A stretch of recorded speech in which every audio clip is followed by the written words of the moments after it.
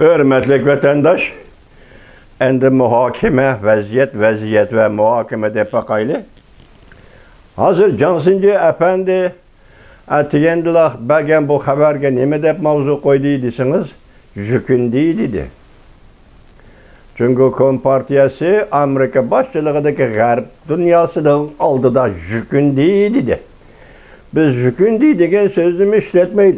Hürmetli vatandaşım Uygur milleti de beşi gün düşkeninin kayneden taşlaylagan yoki odamlarning millatlarning g'urur hujum qiladigan odat yo'q. Bu Amerikaning bu Uyg'ur xalqining axloqi.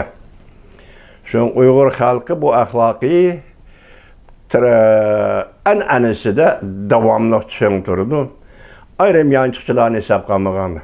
Bu axloqiy an'anasi davomli chiqib turdi. Vatandoshim biz shunga Cansınca işletken jükündü degen sözünü işletmeyli.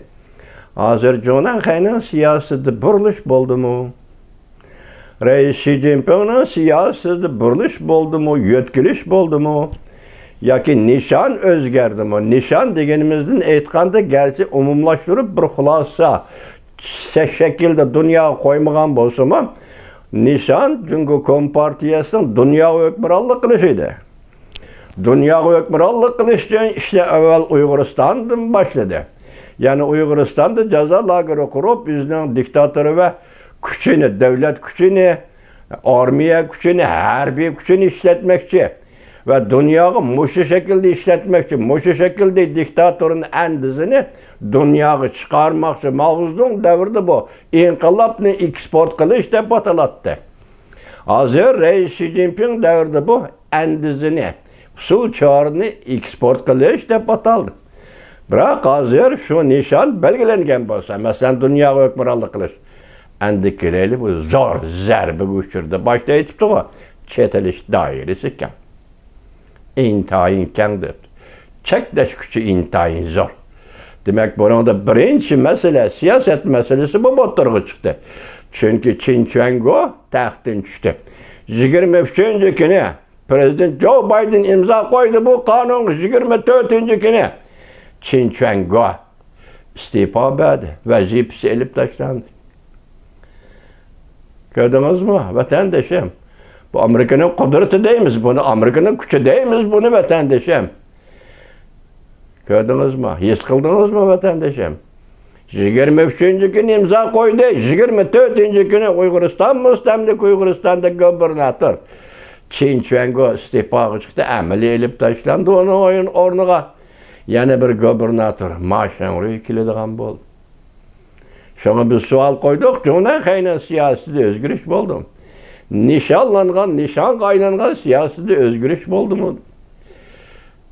Reis Xi Jinping'in siyasi özgürlük oldu mu deyimiz bunu Cansınca dedi ki jükün dedi demeyimiz. Reis Xi Jinping'in siyasi özgürlük dep atayımız hürmetli vatandaş. Biz endi bunun kızıqımız keyin siyaset qanday qildi. Jaza lagerining taqdiri qanday qildi.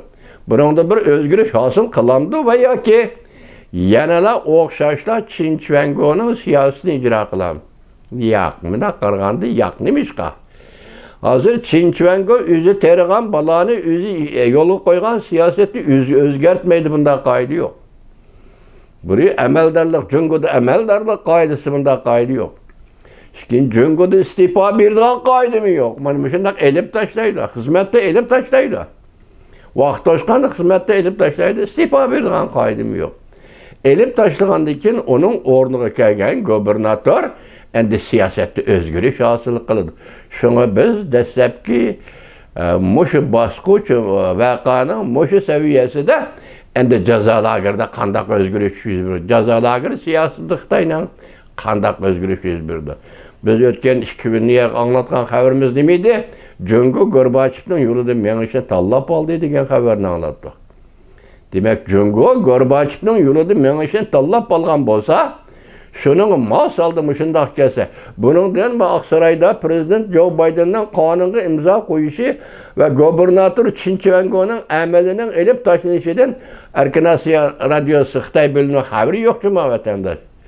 xabar yo'q. Bu vaziyatning taraqqiyotga qarab qo'ygan savol, qo'ygan natijalar o'tirishgan xulosalar bo'lishi mumkin.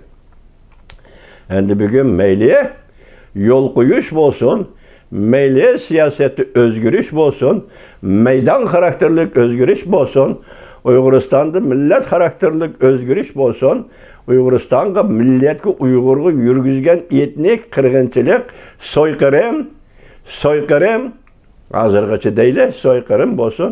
Bularning hammasi bugun endi hal bo'ladigan bosqichga ko'rdimi, qandoq deb savol qo'yamiz vatandosh. Bu yaş. Gördünüz mü vatandaşım? Biz tüngün nima degan edik? Bu vaqt Amerikaning qo'lida. Hozirgacha shunda bo'lib keldi. Amerika bir taraf qiladi bu vaqtni degan edik. Qarang, 23-kun Aqsaroyda Uyg'ur ne majburiy emgak kasallikdan saqlanish qonuniga imzo qo'yildi. 24-kun Chinchuango iste'fo berdik. Avatani va iste'fo emas, amalidan elib tashlandi. Biz voqealarni, siyosatning yurishini o'shuna ko'ramiz.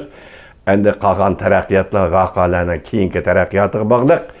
Davomli vatandoshlar bilan birga tabriklaymiz sizlarni, hurmatli vatandoshlar. Tabriklaymiz Amerika xalqini. Bayram kunida tabriklaymiz Amerika xalqini.